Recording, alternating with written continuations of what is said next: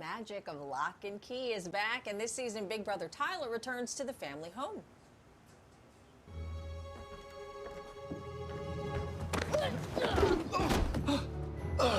Tyler? Tyler! You're back! Didn't know I was so missed. Of course you were. I'm sorry, I didn't know that was you. Why? What happened? I tried to scare Bodhi and he flipped me like a ninja. How'd you get so strong? I used the Hercules belt. What? I'm trying out a new look. Yeah, and playing Tyler on the popular fantasy and coming-of-age drama is our next guest, Connor Jessup. You may also recognize him from the shows Falling Skies and American Crime. Connor, good morning. Good morning. Thanks for having me. Well, thanks for getting up so early with us. You're still on East Coast time out in L.A. This is the third and final season of the show. Explain the premise of Lock and Key and what can we expect this season? Yeah, so Lock and Key is about this family who before the first season starts, their dad tragically dies and they move across the country to go and live in his ancestral manor home. And they discover that this house is full of magical keys that all have different powers and that are somehow mysteriously connected to their dad's past. So the show kind of unfurls from there as these kids discover what role they play in this magical fate. Yeah, it's all. And in season, it's pretty exciting. And in season 3, we've been building and building and building and building, and now it all is exploding. Yeah, I mean, it's all very fascinating, especially if you read the comic books, right? Did you read it? Did you read those books? Yeah, it's based on these beautiful comic books by Joe Hill, and they're really, really emotional, and it's a beautiful story at its heart, underneath all the fantasy elements about family and growing up and loss and what it means to grow up with loss. So it's a really wonderful and beautifully told story.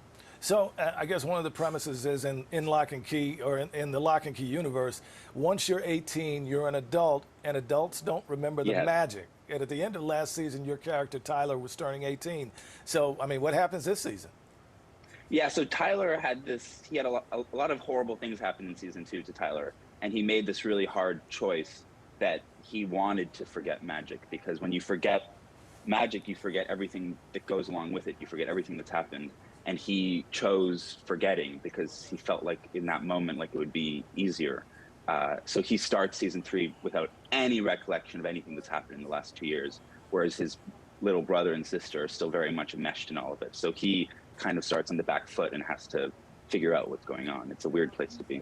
Yeah, in the first 2 seasons of the show, your family suffers a lot of loss. It's like you're the underdog through all of it. And I know you can't give out a lot about season 3, but can we look for a little more wins for this family for a change? It's going to be a hard road, I won't lie, but one of the things that I'm happiest about is that because we went into this season knowing that it was the end of the show, we were really able to write and perform and build it as an ending. So by the time you arrive at the end of episode 8, I think people are going to feel satisfied with where the story goes, but also where these characters are, and with the calm and resolution that they've found. Yeah. So there are these magical keys, right, that we see throughout the series. So I mean, if you were making your own magical key, what would that key do? I mean, there's a key that's introduced in this new season that's called the creation key. Okay. And it's like a pencil, and anything that you draw or write kind of springs off the page and comes to life. Huh. And I thought that was sort of, I used to answer that question sort of with a key I invented a key that was sort of close to that, and now it's in the show. I think that would be wonderful fun.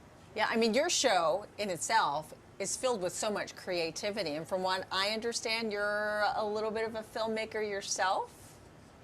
Yeah, I mean, I've been acting since I was 10 years old, and it sort of went in parallel with really, really falling in love with movies. So I had the amazing fortune of getting to watch movies at night and then go and work the next day on a film set as a kid. So just this great love of movies kind of was bubbling up as I was growing up. So I knew that I was when you're 10, the only thing kind of weirdly maybe a little perversely, the only thing you can do in movies is be an actor. There's no 10-year-old cinematographers. So I knew in the back of my mind, I was like, as soon as I'm old enough, I'm going to start making my own movie. And do you see yourself directing? Yeah. So for the last 8 or 9 years, whenever I'm not acting, that's how I try and spend my time. Yeah, you know, for those that are big fans of your show, I know this is the season finale, but can you at least tell us, does the season leave off with a possibility of a return somewhere down the road? It's hard to say. I mean, in the comic book world, it's like you can kind of write yourself into or out of anything, I've learned. But it would be, without spoiling too much, it would be difficult. It would be difficult for them to find their way back. Not impossible, but difficult. Yeah, it's hard to put a lock on this great show. Connor, thanks so much for joining us this morning. A pun. You're already in the world of our show. No, it's exactly. All right. Thanks, Connor. Thank you so much for having me. All right. And the third and final season of his series, Lock and Key, releases this Wednesday on Netflix.